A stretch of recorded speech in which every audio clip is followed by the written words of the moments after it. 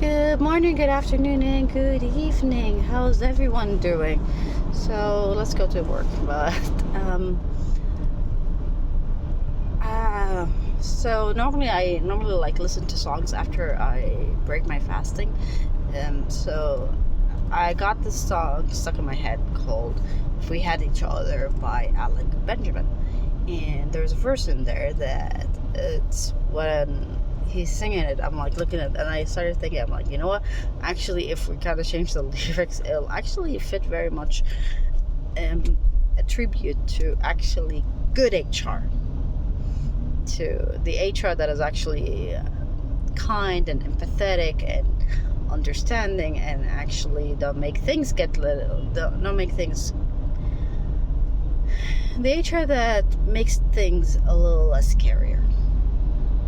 And I will say that I'm gonna hum it a few times, like in a few minutes. But I wanted to talk about politics, about culture, about like office politics, because I've seen it all. Like in my life, I have seen like the subtle office politics, and I've seen like the in your face, if you're not with me, you're against me politics.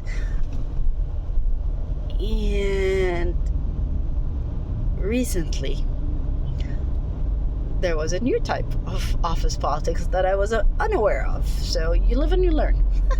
And this office politics is a deadly combination for the company. I'm not talking about the individuals. The individuals, the only person who's going to get hurt is the person instigating this inner politics. This is the only person that's going to truly get hurt. But it is a destructive type of politics. Now, any place, as you know, let's step back and let's talk about humans. By nature, humans are sociable beings. We like to be with other people who are like us and reminds us of ourselves. So we look for people with common beliefs, common values, common things that we're interested in, and we start forming bonds with them. Very normal. By the way, all of this is very normal, and it is normal in offices or in work to form work relationships. And by work relationships, I mean like colleagues, camaraderie, and friendship. Sometimes you might even get love, but it's not as much as like the one I'm talking about is camaraderie. And the camaraderie is, well, this is exactly what you heard is camaraderie. You are together. If one of you does a mistake, the other person kind of like goes like, hey, you know what, you should do it this way, and you start like teaching each other, and you start like being with each other. So then slowly but surely office politics start to form. Some of them are very positive. They're like exactly like I said. They're kind of like this person got done a mistake. Let's help this person make sure so that our office looks, our company looks the best. But at the same time, I'm not gonna like let a opportunity go without embarrassing this person. And the embarrassment tends to be in fun. It tends to be like, this person used to work with us, and remember when you like did this mistake? And it's kind of like this.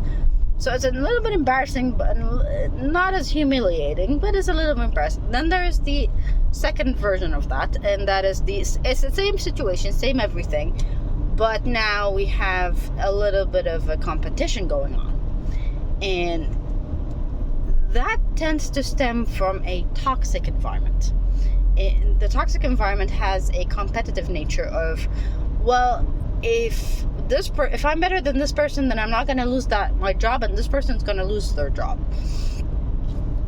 Now, put a pin on the first sentence that I said in the beginning, and that is talking about the good HR. Put a pin on there, because this is where HR actually comes in. But not now. I'll give you after the third version of that. So the second version is the environment is getting a little bit toxic, and the office politics turns from it's just like embarrassing each other and like in good fun to like looking for each other's mistakes and making sure that my team is much better than your team and is better than their team. So I'll make sure that I will cover my own team's problems. I will help my own team, but I'll make sure that the other team's mistakes are highlighted when there is like a meeting of performance meetings or things like that. We'll make sure that they get highlighted so that my team appears to be the better team. The environment gets a little bit more toxic. It becomes, okay, we're gonna like wait for the person to make a mistake, highlight this mistake and make sure that it's highlighted like in bold, underlined, italics, everything. It's just highlighted, and that they're like whoever's the head of the place knows that this person does that. So you will find a lot of what we call birdies. These are the guys who tend to like run around. When they see a mistake, they run to the head and they be like, oh, this person did this person did that. You'll start seeing them coming up. The environment gets a little bit more toxic. And then you get active sabotage. Actively sabotaging each other's work and actively making sure that the other person is not, like, even if the other person is good by themselves, they don't really want to deal with these things. They think it's whatever it is they think. Some of people think that office politics is an absolute idiocy and you shouldn't do that. And I'll leave my own opinions in the end. But if it gets that toxic to the point where it's active sabotage, as an employee, that is the most unsafe place, because you're literally looking behind your back to make sure that everything is not, you're not being sabotaged. You're 100% sure that you double check, you triple check, you quadruple check that all of your work is done, all of your work is good, all of your work is great, there is nothing problem, there's no problems, there's like, and you start panicking, because you know that the moment you walk off your office, the moment you leave your office, there is an active chance, there is a very huge chance that someone of the quote-unquote other team is going to walk into that office and screw up your stuff. That level of toxicity, oh, you run if you find something like, if you find active sabotage.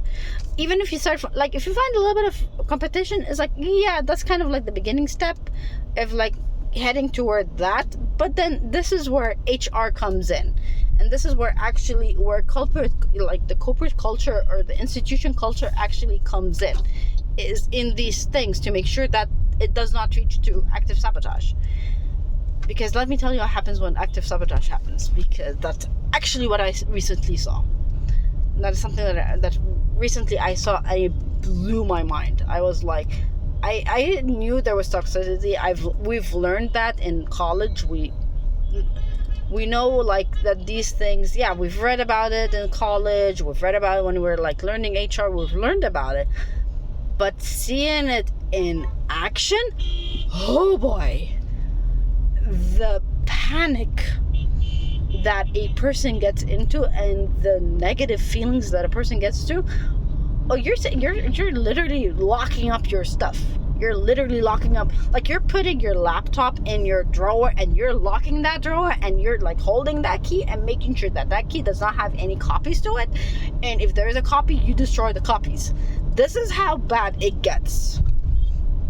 And by that, you're also making sure that the cupboard is a metallic cupboard, because you know what? Maybe somebody's going to break into it. And your entire environment turns from an environment of work to an environment of, how can I keep myself safe? If that is the cover, like, because that was actually one of the horror stories we were hearing. I'm on a group that's basically it's filled with HRs, and some of the times we we talk about horror stories, and then like we talk about we talk about a hypothetical. We never like bring in like the actual name of the company, but the way this person was like talking about it, we're like, dude, you need to leave. Everyone like instantly were like, dude, you need to leave. And the person was like, yeah, but and we're like, no, you need to leave if you've reached to the level of a work. If the work has reached to that level, that anything you do as an HRian as cannot change that culture, you leave, because that company is about to go belly up. And not only that, I mean, it's basically going to be it's going to cause so much trauma to the employees that it's going to take more than therapy to be dealt with this. And the person was like, yeah, but you know what, it's but the manager, like the owner of the company, is good. And we're like, yeah, but the owner could be great and everything, but again, dude, what you're describing as a hypothetical, which we are 100% sure is actually happening, that is alarming in a very large way. That is very alarming. You should not deal with that. You should not deal with an entire idea of having the fact that, well, you can't deal with that. You should not deal with that, because that is very toxic. Very toxic. And so the person asked us, so I was like, okay, so what do I do as an HR? Now the majority of the comments was leave, but then we started thinking about it. We started like coming up with like plans in the event that something like that actually does start happening in our own companies. So what is the solution for that? One is not letting it go to this one. There are symptoms for that. There are symptoms for this level of toxicity, or that is going to go down this way. The first level is the type of person that you are hiring. Now, if the type of person you are hiring comes from an industry that is very much laced with criminals or bad people, or it's just downright negative in more than one way, that person most probably is going to continue doing whatever he was doing or whatever she was doing back then. That's just something it gets ingrained in a person, because they're used to that method. They're not used to the quote unquote fair competition. They're used to playing dirty and playing really bad. So yeah, they were going to continue that. So you avoid hiring people like that.